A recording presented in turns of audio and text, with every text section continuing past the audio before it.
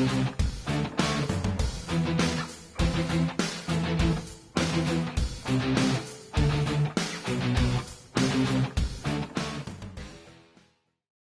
an old television guy. I've spent most of my life in and around the world of television, the most powerful medium ever invented. And in the work I did in television, I was always taught that we blew it where television was concerned. We lost a great opportunity.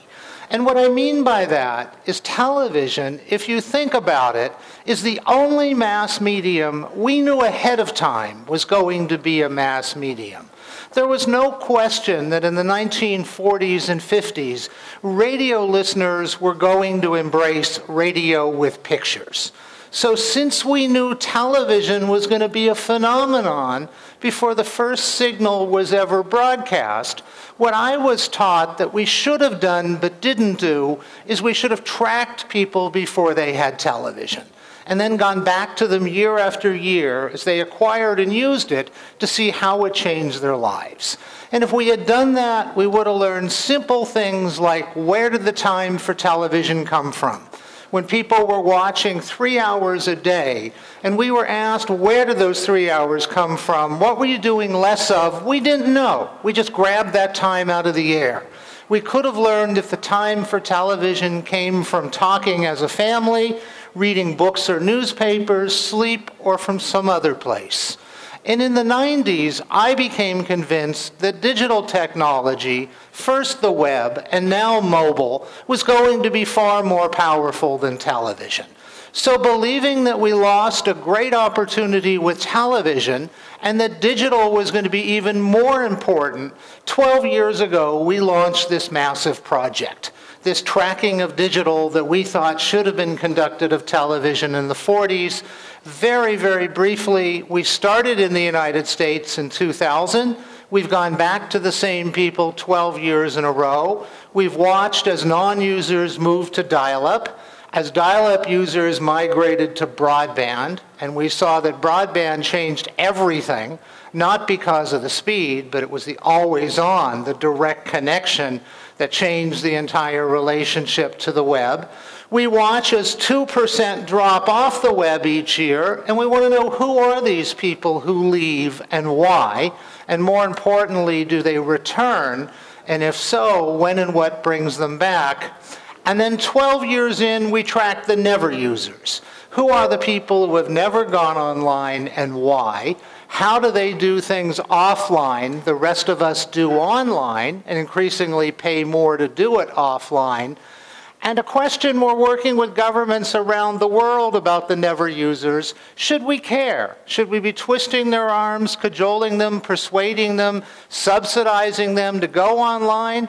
Or should we let them live their lives peaceably and happily, disconnected from the web?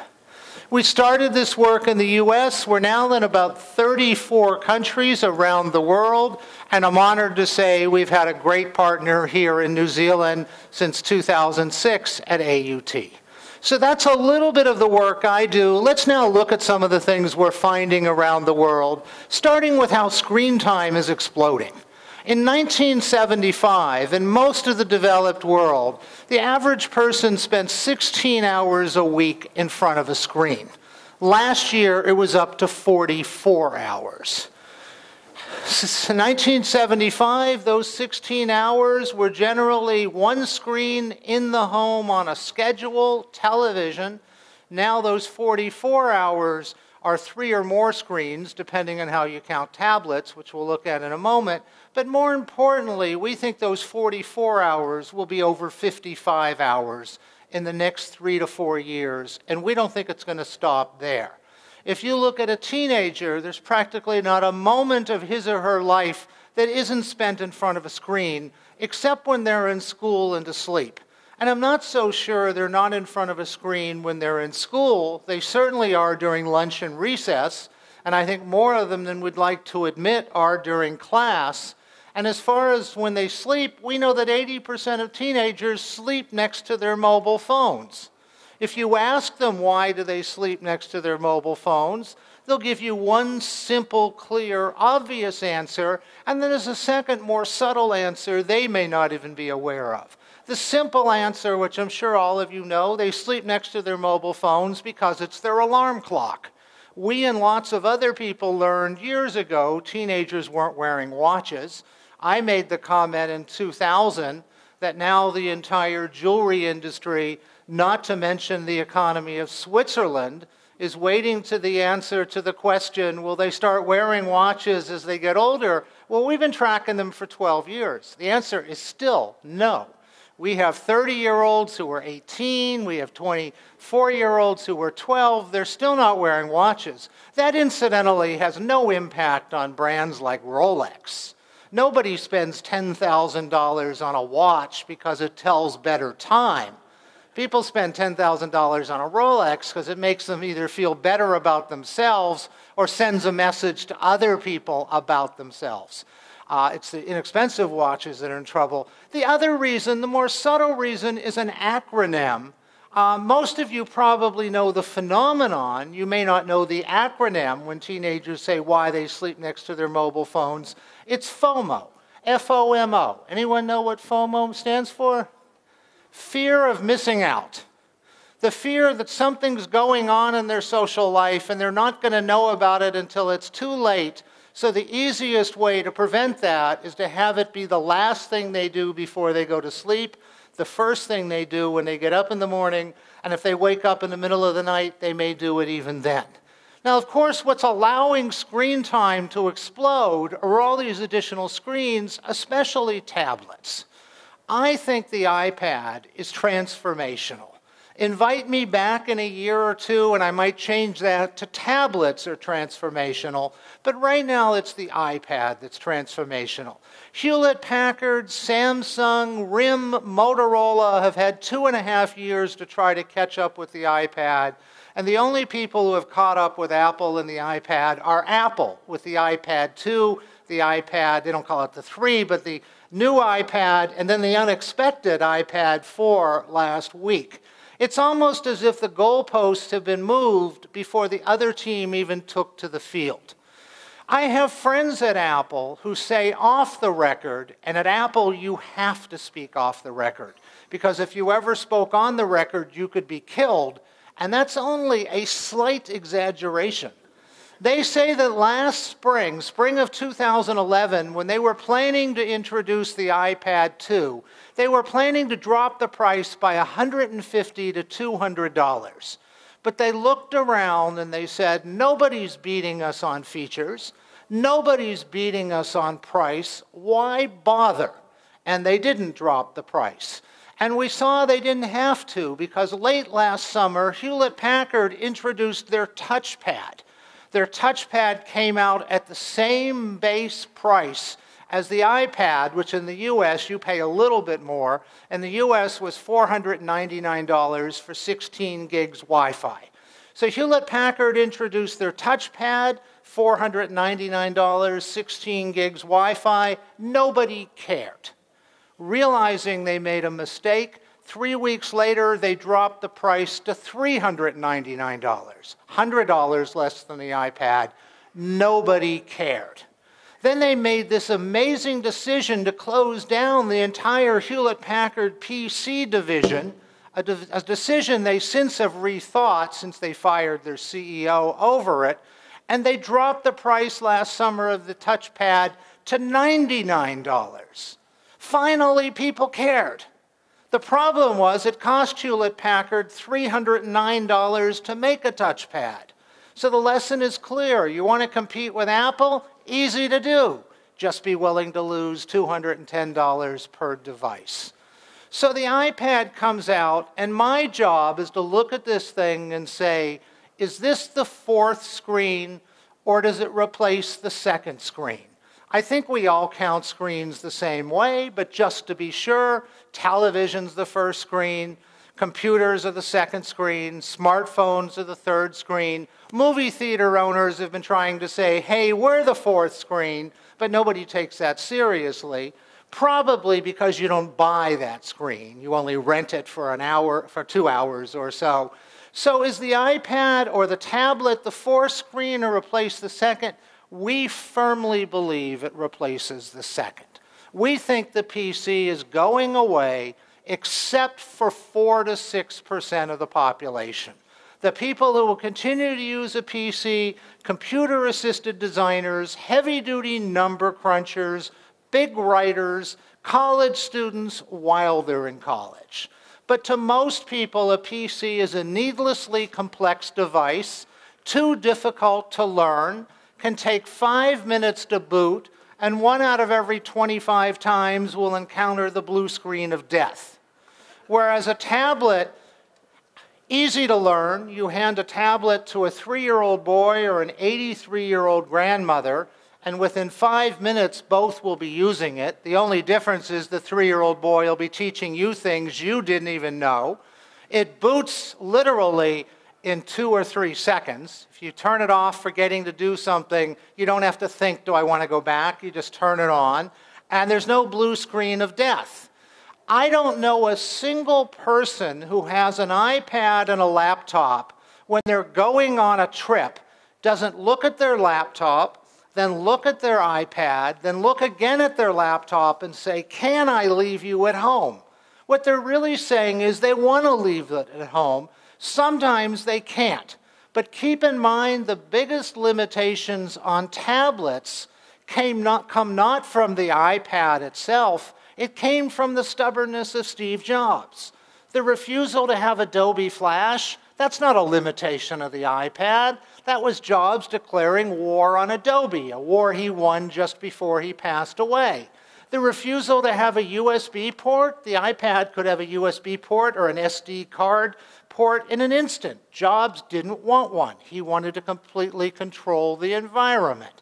But now, with Jobs gone, and Walter Isaacson, his biographer, says Jobs' fingerprints will be on everything that comes out of Apple for 2 years after his death. It's now been 13 months, so we have another 11 months. That means that the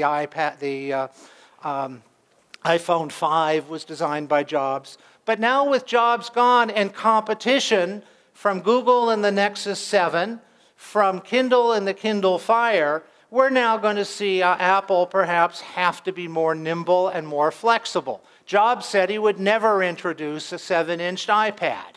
Well, he's gone, and now we have the iPad mini. And many people thought Apple made a mistake introducing it at $329, or $129 more than the Kindle and more than the Nexus. I don't think they did. There were 3 million sales in the first 3 days, and I think most people feel that 1 million apps is probably worth $100 to $120, but we'll see. The field has changed. Moving on, let's take a look a little bit at social networking. We think social networking is the real deal.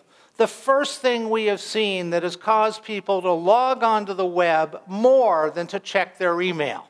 Now, I believe that which social network a teenager is in is a fad or a trend. 7 years ago, Rupert Murdoch bought MySpace for $580 million. And he bought it because he said it would allow him to reach the teenagers he couldn't reach through his newspapers and who were getting even harder to reach through his television networks. At about the same time that Murdoch bought MySpace in 2005, we released our 5th annual report. I was being interviewed by reporters who were asking all these questions about what we were finding in year 5. And then the last question was, what do you think about Murdoch buying MySpace? And I said, I thought it was a great investment. That part of the quote has been lost forever. But that he would never be able to hang on to the teenage users of MySpace. They got mad at News Corp. They fought back. They fought back by saying, look how much money we're making. They were absolutely right. Even though they paid $580 million in 2005 and sold it last year to a group of investors, including Justin Timberlake, for $35 million, it wasn't a failure. Almost the day Murdoch bought MySpace, he signed a $900 million ad share deal with Google, practically doubling his investment. They brilliantly marketed their Fox films and television shows on MySpace, and they sold a lot of advertising. It was a great investment. particularly if you compare it to AOL buying Bebo 3.5 years ago, and that for $850 million, and then selling it 18 months later for $5 million. So it was a great investment, but we were right. They weren't able to hang on to their teenage users. It's not that we were so smart. We had seen the rise and fall of GeoCities, the rise and fall of a network I'm sure some of you used, Friendster, and we knew, and we got a lot of coverage when we said this in 2005, we knew that to a teenager, an online community is like a nightclub. And when the nightclub becomes too popular or the uncool kids start showing up at a nightclub, you're out of there. And MySpace was becoming like a nightclub. And what's the worst thing that could happen to you as a teenager in a nightclub? Not literally the worst. That's somebody with a bomb or a gun coming in. But to most teenagers, the worst thing that could happen to you in a nightclub? Your mother walks in. Well, now your mother wants to friend you on Facebook. How long are you going to hang around in a place with your cool friends where your mother's hanging around? So 2 years ago, we released our 10th report. Some of the same reporters are there, and they said, okay, you got it right on MySpace. What's going to happen to Facebook?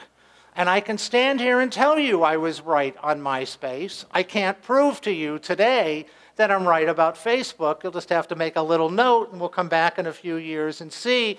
But I think the same thing happens to Facebook, with two exceptions. One, I think Facebook's going to grow for the next 4 or 5 years. It's already at 1 billion users. I think it'll probably go to 1.4, 1.5, which is pretty amazing considering there's only there's 7 billion people on Earth, and 1.3 billion of them are not allowed to have Facebook, the Chinese. So it's over 1 billion out of 5.7 billion. I think it will grow. If you go to places like Brazil, where 2.5 years ago, their biggest social network, Orkut, O-R-K-U-T, was practically a way of life for a religion, it's now disappearing. So I think Facebook grows for another 4 or 5 years. And I don't think it ever goes away or disappears. I think it survives forever as the place you go to communicate with your mother and father and aunts and uncles and brothers and sisters. It's the place everybody's at and has a connection. And I think if you want to find somebody, you'll go to Facebook. But then if you want to have a relationship with them, I think you'll move them to a smaller, more specialized community. I don't think anything will ever be 1 billion people again. A powerful trend that I haven't talked much about in 10 years, but we're seeing huge change, is e-commerce. I haven't talked about e-commerce since 2002. In 2000, 2001, I talked about e-commerce all the time because we saw people were afraid to buy online. They were afraid they couldn't trust the merchant. The product might not be delivered, or it might be delivered damaged and too difficult to return. And they didn't like the absence of a live human being in the sales process. Within 2 years, by 2002, most of those things went away. We found people discovered they could trust the merchant in most cases, and if they couldn't, they could call their credit card company and stop the charges. If the product was delivered damaged or they didn't like it, in many cases it was easier to return than going to the store because you could print out a label and hand it to your letter carrier. And the absence of a live human being was quickly transformed from one of the things people liked the least about buying online to one of the things they liked the most about buying online. Within 2 years, they didn't want to have to deal with a salesperson. It slowed the process down unless they had a problem. If they had a problem, then they wanted a phone number and a live human being to talk to. So that was the story for the next 10 years or 9 years or so. The only headline, it was important, but it wasn't that interesting, was e-commerce growing, more people spending more money, buying more often. But in the last 18 months, particularly in the US, UK, Canada, but we think you and Australia are next, which is why I'm talking about this, we've seen buying habits completely change. We have Amazon Prime, which for $79 lets us in the US get unlimited second-day shipping. And it isn't free, it's $79, as I said, but since you pay it up front, it feels like it's free, and it's not based on how much you use it. So what we found is that people with services like Amazon Prime, what they're buying is changing completely. Now people are buying toothpaste, floss, deodorant, batteries. Half the diapers in America are sold online through subscription models. Subscription models where Amazon figures out how many you need and continues to send them to you until you stop, although you can adjust that number if you want. Because the thing about diapers is you need them from the day you need them till the day you don't need them, which based on your parental philosophy of toilet training could be 1 year to 4 years. Diapers are bulky, they're not that heavy. You buy them online, you don't have to load them in the back of your car, carry them into your house. They're cheaper online. If you're talking about adult diapers, you avoid the embarrassment factor. All of a sudden, through things like Prime, it's now beginning to affect the corner drugstore, the local Target, the local stores, because the only reason to go to your local store to buy a battery, to buy a diaper, to buy toothpaste, is that if you need it in the next 48 hours. But in America, something really interesting happened. I won't go into all the details, but we had a law that says if you have a brick and mortar presence in a state, then if you sell online or over the phone, you have to charge sales tax, which in California is close to 10%.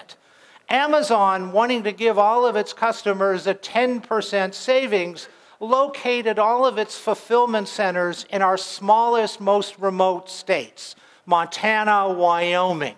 California got mad, said we're losing $300 million a year in sales tax to Amazon not paying. They threatened to sue.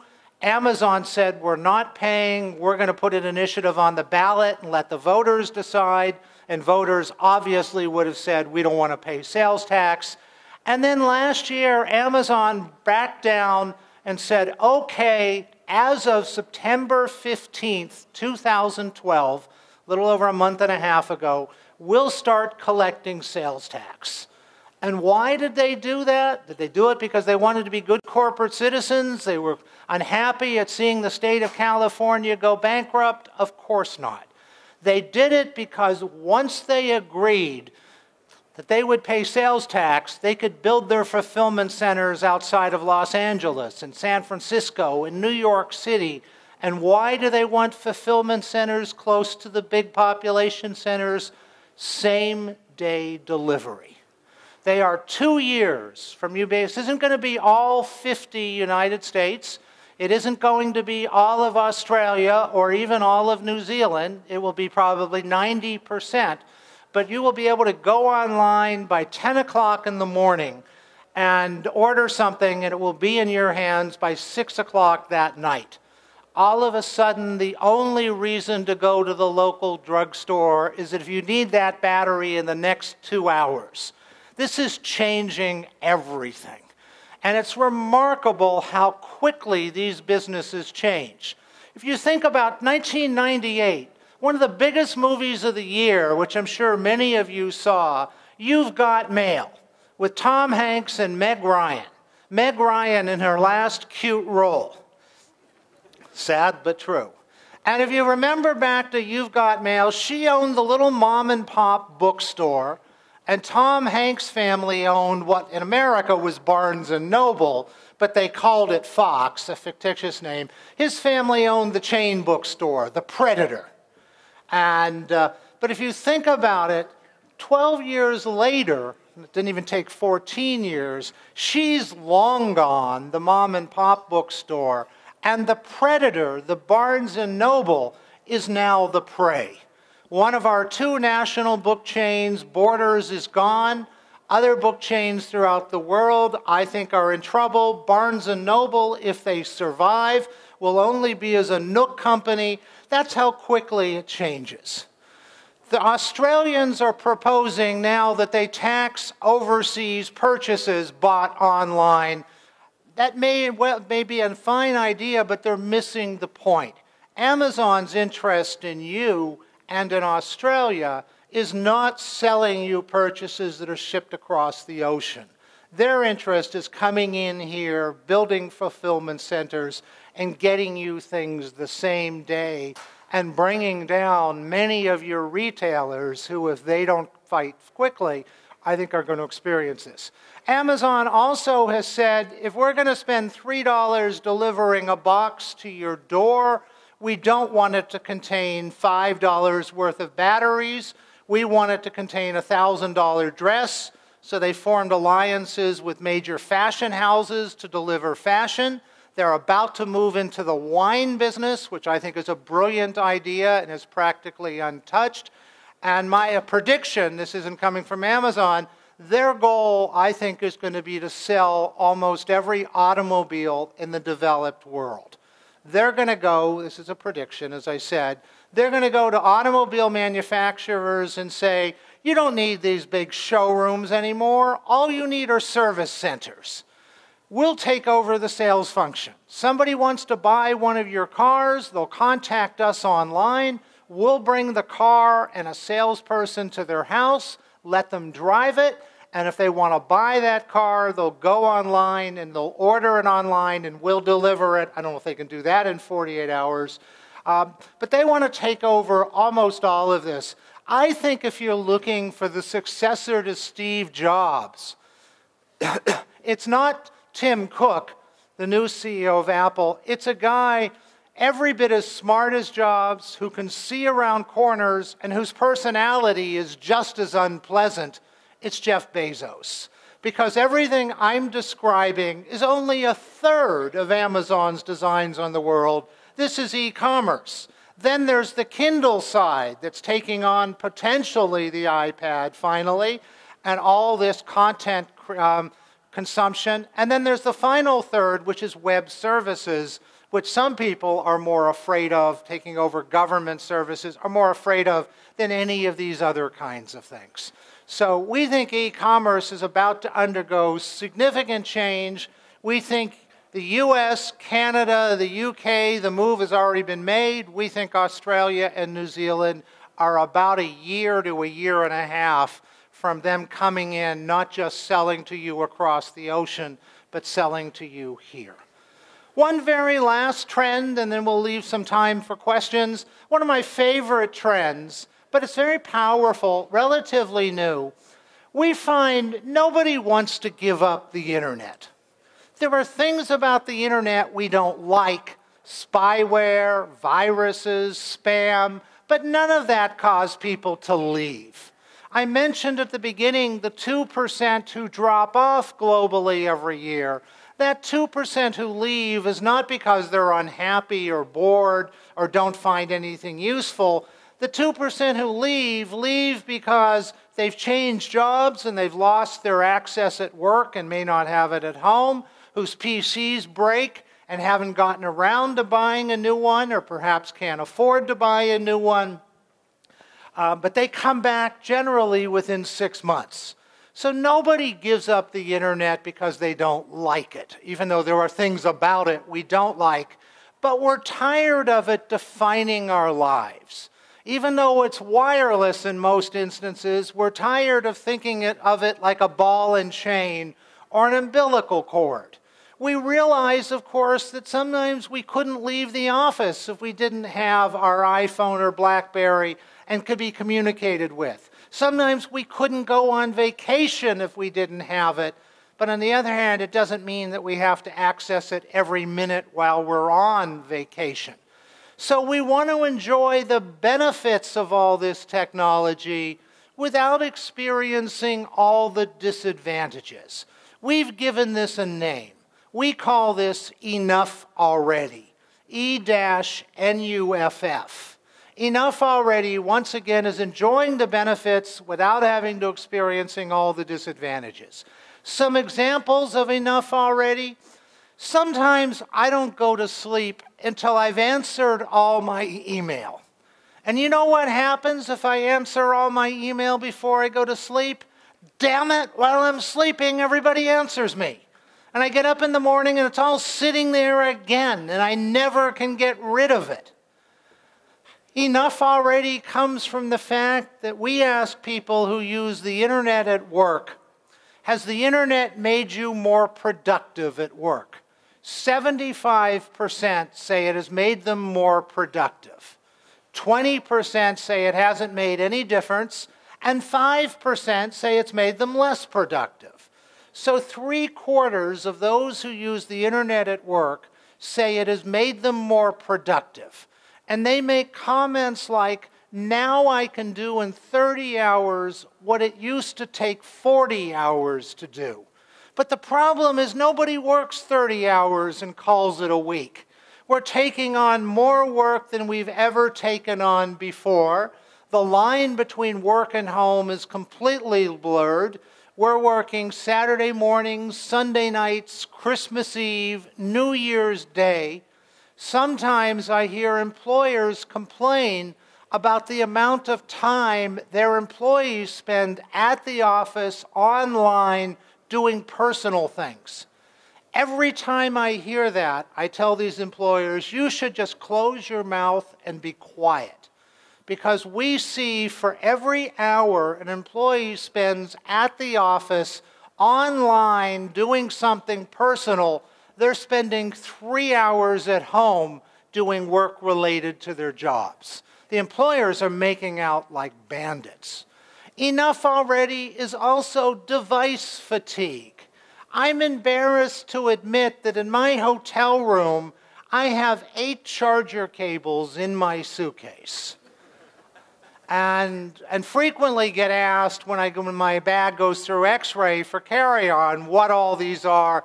I don't know why it looks suspicious. They ought to be used to this. But the best example of device fatigue I know came from my best friend who sent his daughter over our summer in June to London on a school tour.